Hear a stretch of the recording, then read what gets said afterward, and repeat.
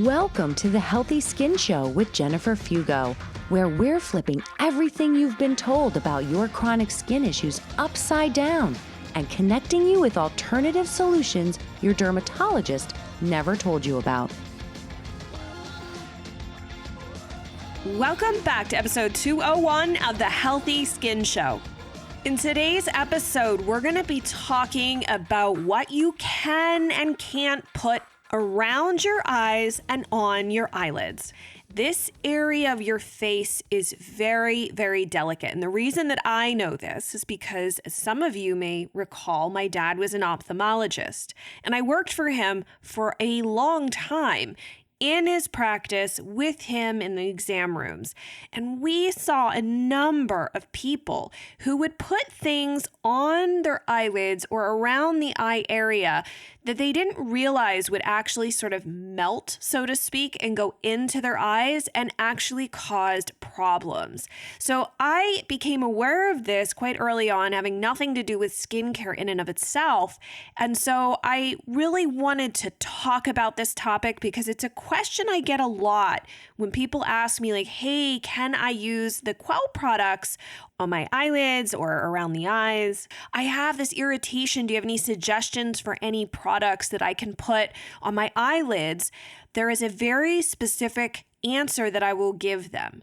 And today's episode will extrapolate on exactly why you have to be very, very careful what you put in the eye region.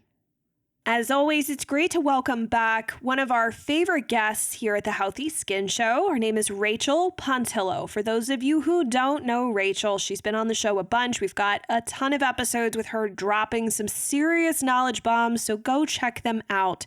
But for those of you who don't know her, Rachael is a holistic skincare innovator, author, and educator. She's the president and co-founder of the Nutritional Aesthetics Alliance, the creator of a popular skincare healthy lifestyle blog called Holistically Haute, as well as teaching the much-loved online course, Create Your Skincare. She's also an avid herbalist, skincare aficionado, and lifelong learner, in addition to being a health coach, licensed esthetician, and a natural skincare formulator and educator. So without further ado, let's dive into today's conversation. Welcome back to the show, Rachael. I'm super excited to have you here, especially today, because this topic is something that is so, oh my gosh, I get so many questions. And it's not a topic that I felt comfortable answering questions about, which is why I originally reached out to you when I've had clients or potential customers from who are interested in purchasing my Quell skincare line. Yeah. And they're asking me about applying the products around the eyes. And I was like, whoa, hold on a second. I don't have any testing that says it's safe. And that made me a little nervous that people might go and apply the product around their eyes. And so to give you guys a little bit of context, my father was an ophthalmologist, an ophthalmic surgeon, and I worked in his office for 12 years with his patients. So I have some actual experience around this.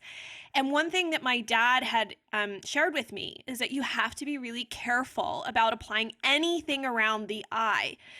And so when it comes to skincare, now I'm getting these questions about applying skincare creams that I didn't necessarily intend to go around the eye to be used in that way. And so, all right, so if someone was to ask you like, hey, I noticed that this one product says, do not use around the eye area, or this is safe to be used around the eye area, like what's the deal with that from your perspective of being an expert in formulation and in helping people actually create their own skincare lines? Yeah, well, first of all, it is not a question that gets asked as often as it should. And I think that because your dad was an ophthalmologist and you had that background, that was something that was fresh in your mind, because I can't tell you how many people would get questions like that about their products and just be like, oh yeah, it's fine. There's nothing in there that would be bad around the eyes, and just make that assumption. So there are a couple of layers to the answer to this question, because there is a lot that is said on cosmetic labels about testing, and there are certain messages like hypoallergenic or dermatologist tested, ophthalmologist tested, whatnot, that are not always completely true. And even if they are true, here in the United States, the FDA and the FTC, while they require that any claims made are truthful, they don't necessarily have standards listed that are requirements to substantiate that. So when we see the word safety tested on a cosmetic, and to be clear, a cosmetic is something that is intended to cleanse or improve the appearance or beautify one's appearance. It's not something that is intended to affect in any way the structure or function of the skin. So I want to be clear on that. So when we see things like safety tested or dermatologist tested, ophthalmologist tested, allergenic, really there's not a lot of oversight on what that actually has to entail.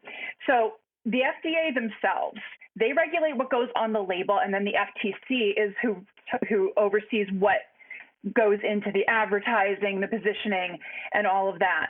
But when it comes to these are the tests you must run in order to verify that the product is safe at all, never mind safe around the eye area, or this is to qualify for dermatologist tested or ophthalmologist tested, this is the type of testing that has to be run by this type or this many doctors, and this is the documentation that's needed. That's not a thing, unfortunately. So there's no standards, is what you're saying.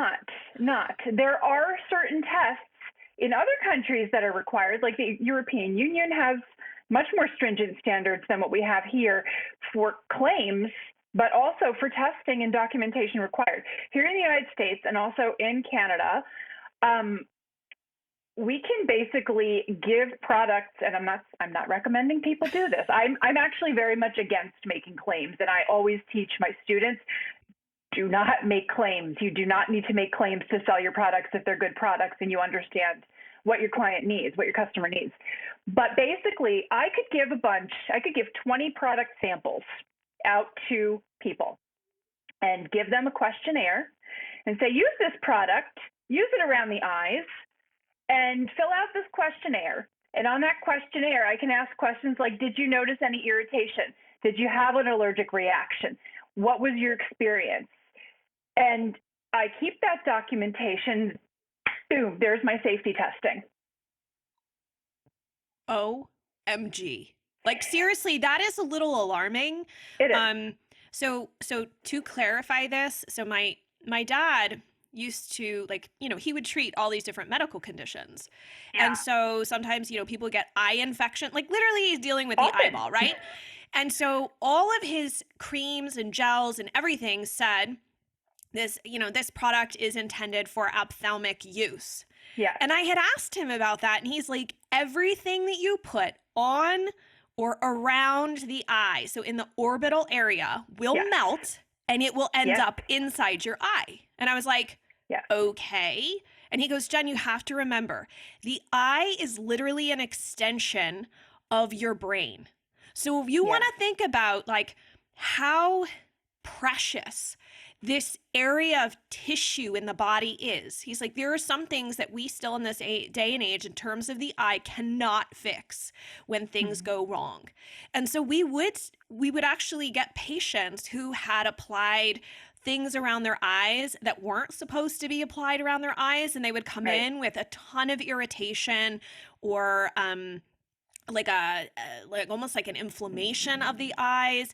And so that taught me from a very early point in my journey to getting to here that you have to be careful around your eyes. And so now the fact that you're telling me that safety testing for those type of statements is literally a questionnaire that you might hand to 10 or 20 people who have they could have like literally no medical experience, but they're making a claim that because it didn't impact these 20 people, which is a very small segment. And it doesn't even have to be that many.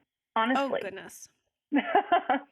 So this is really alarming and disturbing. And the other Yeah. reason that I reached out to you about this is that, so for the Quell line, many people, you can see the ingredients online. And actually, I do have a statement that says they're not to be used around the eye area, just an FYI, because of what my Sure. dad told me.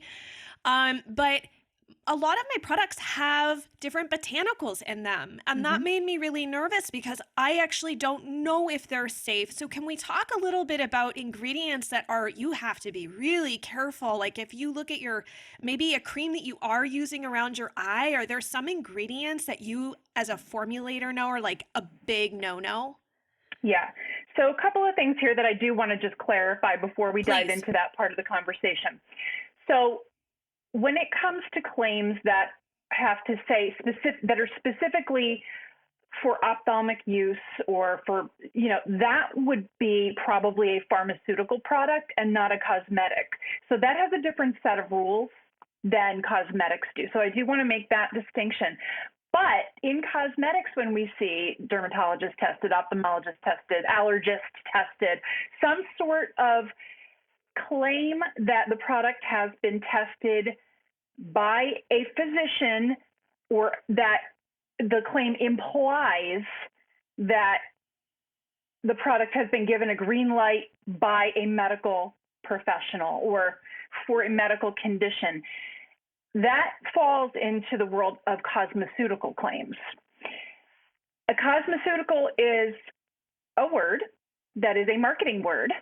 It is not a term that is recognized by the FDA to have any meaning in terms of the efficacy of the product. It's still a cosmetic that cannot affect the structure or function of the skin legally.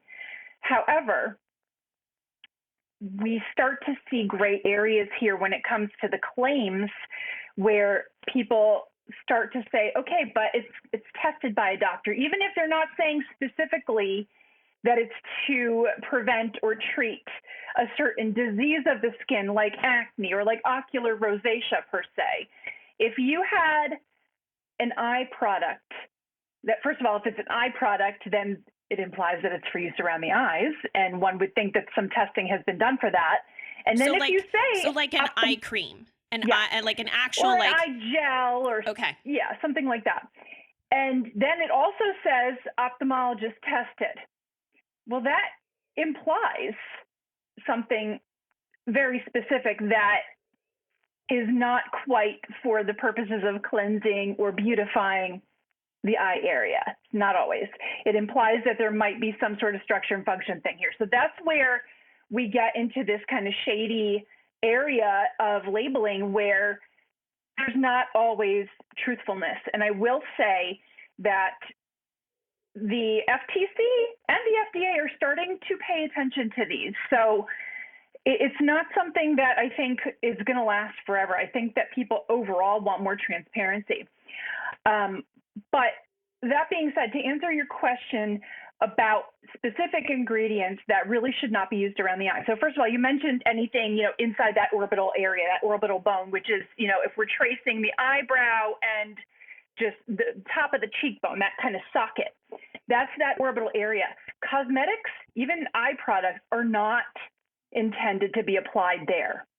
Even an eye cream is meant to be dotted just kind of along that orbital bone. It's not supposed to go inside that orbital bone. That's something we learn in aesthetics school, but it's not really something that you see in the usage instructions all the time on eye products.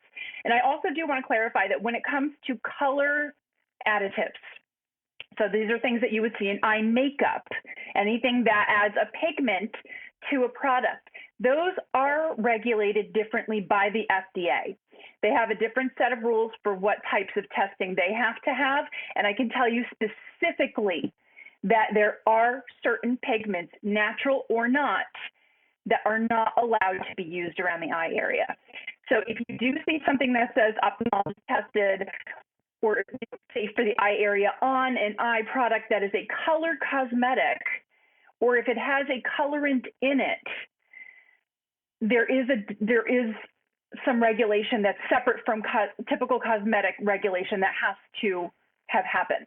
In terms of the testing for that, unfortunately, it's still not as stringent and not as overseen as what we would want, but there is something to it. So definitely anything, if you were to buy an eye cream, even if it's something you buy at the store, I'm not even saying like at the farmer's market or something somebody made you, and it has color in it, that's something that for me would be a red flag, unless it is specifically something that they can verify that it has been tested and it is labeled correctly in alignment with that color additive labeling. Essential oils are something that really are not meant to be around the eye area. And the reason for that is because they're a very, very small, minute molecular size. They absorb into the skin very, very quickly, to the point that, I've had stories, and I've experienced this myself, that I will apply an essential oil, even diluted. I'm not even talking about straight, which, that's another conversation, but a properly diluted essential oil, I apply to the bottom of my foot, and I can taste it in my mouth seconds later. That is how fast they absorb into skin. They do have the ability to pass through the blood-brain barrier, many of them. So because of that, we really want to be careful, because these essential oils are volatile compounds that also have the potential to cause serious sensitization, irritation, and the eye area, like you said, it's wide open. That epithelial tissue is just so delicate and so sensitive. Those oils wouldn't even have to wick in. Just having those fumes around the eye area could cause a lot of damage. So for that reason, many aromatherapists don't even advise using essential oils in facial skincare. And even if you do, you would have to use it at a very specific dosage. And Rachael, just so someone could find an essential oil, does it have to say like essential oil? So like calendula essential oil, or like, what if it just says in the ingredients like calendula or rosemary? Well, usually it's rosemary extract, but like any type of plant material in a product, would that necessarily be coming from an essential oil, even though it's not, maybe essential oil isn't in the name? That's a great question. So this is another place where labeling gets a little funny, because in the United States, the type of labeling differs from in the other parts of the world. The best rule of thumb, so there's a couple of ways that botanicals show up on labels. You typically would see the Latin botanical, whether it's in parentheses, or you would see just the common, or you would see the Latin first and then the common name in parentheses. But here in the United States, it's not always required. So if you see something that says lavender oil, that can mean a lot of things. It can mean lavender essential oil. It can mean a carrier oil that's been infused with lavender flowers, which is not going to be nearly as strong. It's still going to be aromatic, but it's not going to be as strong. That might be something that is safe to use around the eye, depending on the quantity used and how strong that extract is. It might be extract, which could be an oil extract. It could be a water infusion, an aqueous extract, which would be water. That would also probably have some kind of preservative in it if it has water. And then it could also be some sort of an extract like a glycerit, where glycerin is used as the solvent, or glycols, butylene glycol, sometimes used as a solvent. It's always going to have a solvent to extract the nutrients out of the plant that you would want. And those are used at very small percentages. They vary, but typically your total amount of extracts in a product is not going to be more than about 5%. So essential oils, though, some of them have to be used at less than 0.5% or even lower than that to be safe, even for dermal limits. So I would say it would be really important to know what kind of botanical ingredient that is. And sometimes if it's not clear on the label, you do need to contact the seller of that product and say, hey, what's in this? What do you have here? But I also want to say that it could be a synthetic fragrance. So if you see the word lavender fragrance or even lavender oil, it could be a synthetic lavender fragrance, which has possibly 1,000 ingredients in there that you will never know what they are due to trade secret laws and the fact that that would be a very long cosmetic label. But the problem is that the majority of those ingredients, well, not the majority, but many of those ingredients that make up synthetic fragrances are known carcinogens, known endocrine disruptors, known skin and eye irritants. And that's problematic. Many of them also are the synthetic counterparts to some of the natural volatile compounds that occur in essential oils. So any eye product at all, whether it's a color cosmetic, an eye cream, or a medication, there should not be any fragrance in there whatsoever, whether it's natural or not, because that is something that's going to be extremely irritant. Synthetic fragrances are the #1 cause of skin, eye, and respiratory irritant and allergic reactions. Wow. Wow, that's a little alarming, because now this is making me think too of these like products that I see at maybe even like Whole Foods or online where they look really green and clean. But if you don't know if they have safety testing, and it may, like you said, just has like ophthalmologist or dermatologist approved, what does that really mean? So would it be unreasonable for anyone listening here, if they are using some sort of cream on their face and especially around the eyes, to go back to the manufacturer, the company that they purchase it from, and ask that question? Like, is there any actual safety data on this? And how many people, I mean, could I ask a company how many people was this tested on? I don't know if they'll tell me. You can try. I will say that if it's a big corporation, good luck with that. You'll be hard pressed to even get someone on the phone that would even know how to answer that question. I will say that some of the bigger companies that do make these claims, obviously they have legal teams that are alerting them with these concerns and they want to be compliant. Not all of them are compliant, but some of them are. And your big corporations, they have the money to invest in toxicology testing for things like ocular irritation, dermal sensitization, dermal irritation, what is it called? Corrosivity. So basically, will this eat away at your skin? Wait, that's a thing? Sadly, and even if you think about, there are some ingredients that are too acidic or too alkaline for the skin that repeated use could technically cause chemical burns. So these are things that could be tested for. pH testing obviously is something that we can do really easily, but so the large companies, they can afford this testing. If you're having your products mass produced by a cosmetic lab, they usually include some sort of that testing. Not all of the labs include toxicology testing, I will tell you that. But just about any lab that you would work with would include at least microbe and stability testing. And I actually do want to talk about microbial testing. Let's do that, because I think too, again, this is your brain, right? Your eyeball is part, I don't know, maybe doctors would, but that's what my dad always said. He was really interested. He did a lot of research, and he did cataract surgery and glaucoma surgery and all sorts of stuff. And he had said to me, always think of your eyeball as an extension of your brain. So what you put on or around your eye is going to end up on this very delicate tissue. So let's talk about that whole microbial component. Yeah. So cosmetics are not sterile. They are not pharmaceuticals. They are not sterile. They're not required to be created in a sterile environment. They should have a low microbe count. That's why when we're using natural ingredients, you have food grade ingredients that you might use with products, and then you have cosmetic grade. And many cosmetic grade ingredients, things like clays or honey that would typically have a high microbe count, they've been cleaned. They've had some of the spores away so that they are more appropriate for use in a cosmetic where it would have naturally a lower microbe count. So you're never going to get a microbe-free cosmetic, whether it's synthetic or natural. That's not how they're made. I will say that we do know that products that are not adequately preserved, if they contain water, are known to cause pretty serious eye infections.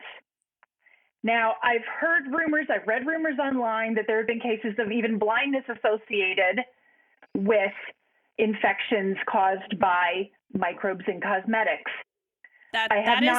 That is a thing, by the way. Okay. I just know that from working in my dad's office years ago. That is a thing for sure. You can definitely, if you get certain infections, and depending on how, some people think, oh, I'll just use some, like the eye drops, Visine.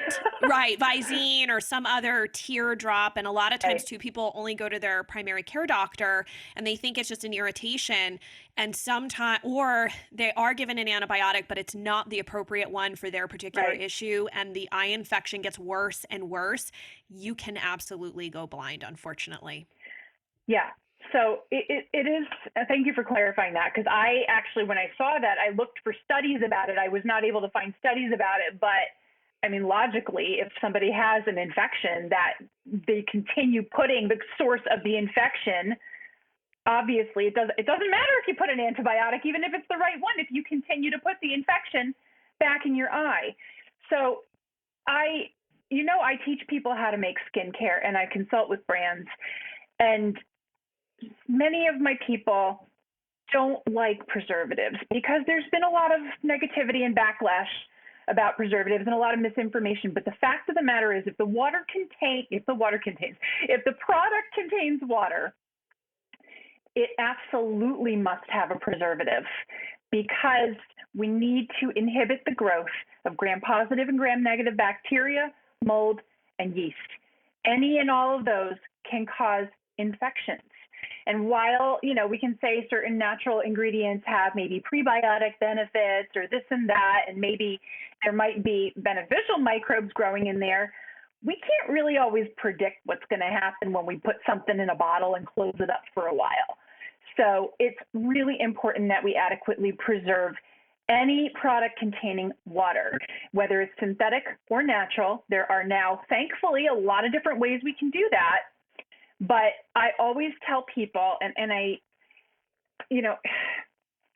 if you're using a product, even if it's a skincare product that was made professionally in a lab, if it's a big brand, if you're using it for a while, and even if the expiration date hasn't come up yet, and you start to get eye irritation, or you start to note, you get like pink eye, or you get runny eyes or discharge from your eyes, there's a very good chance that product has become contaminated, and that your cosmetic is the source of that problem.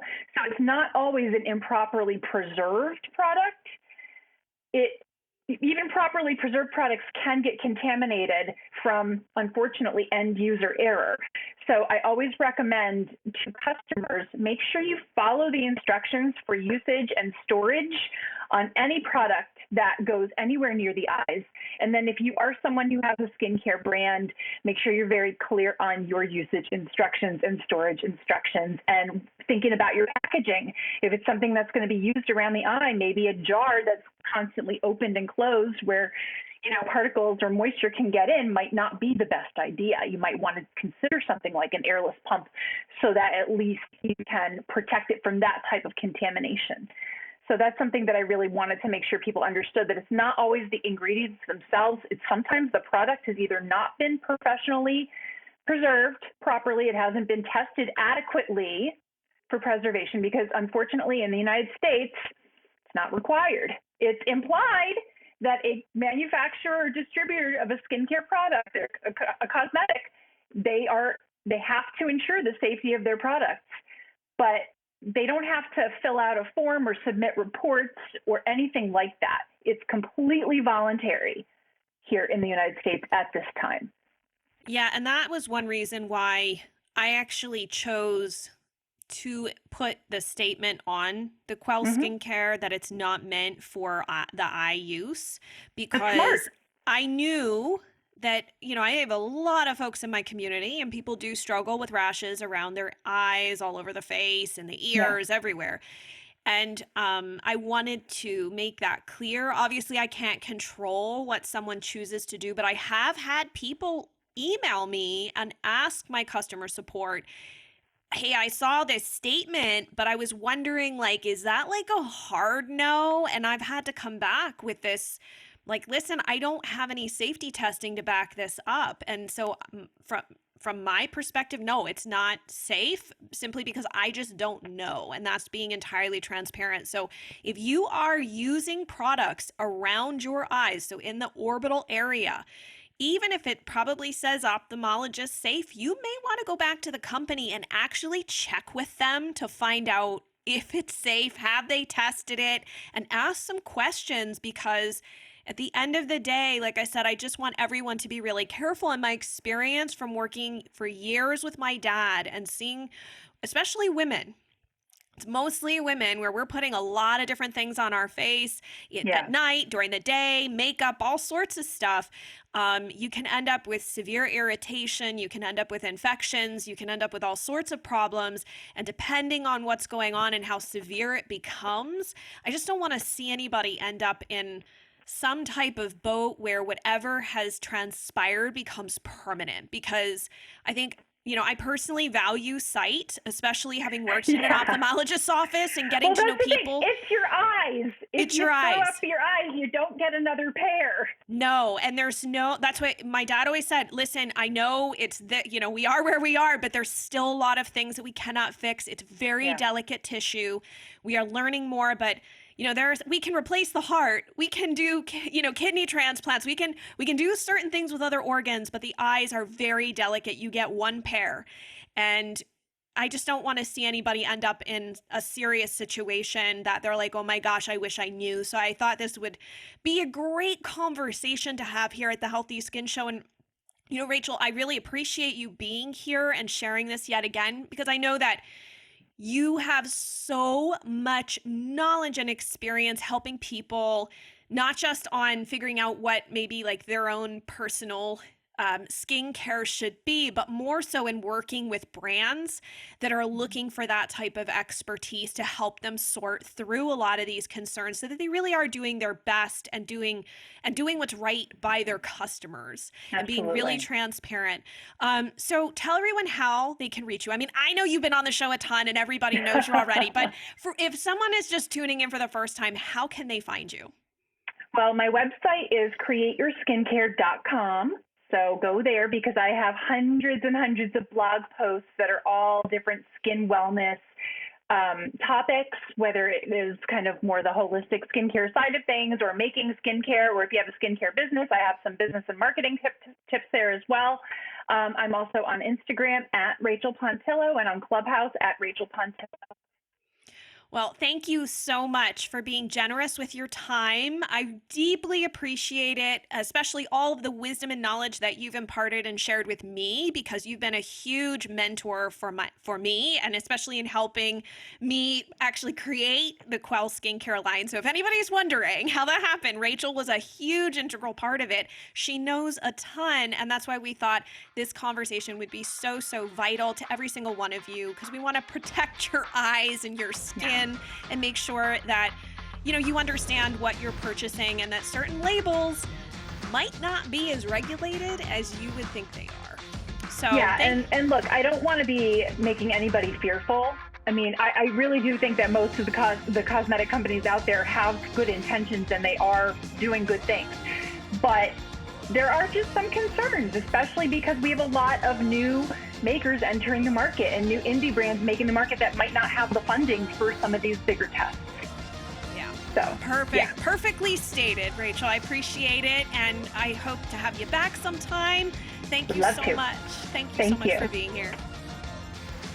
I hope that you got a ton out of this interview. It's really important because, well, there's a lot of questions about what's safe to put around your eyes or on your eyelids. And I wanted to make sure that you knew the ins and outs, and also why, when you write us about Quell products, why our response is exactly what it is. And in fact, it's the most honest answer that we could possibly give, because I really don't actually see this answer being given very often.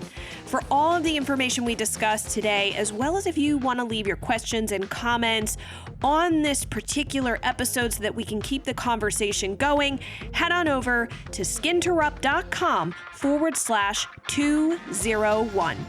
then take a moment and share this episode with either someone who has an issue around their eyes and on their face, right? So rashes can impact these areas, and it's extremely common for someone to want to put something on them, which I totally understand. But this information is really crucial because we want to protect your eyes. Ultimately, we want to protect the eyes because we want to also protect our brain, right? They're an extension of your brain.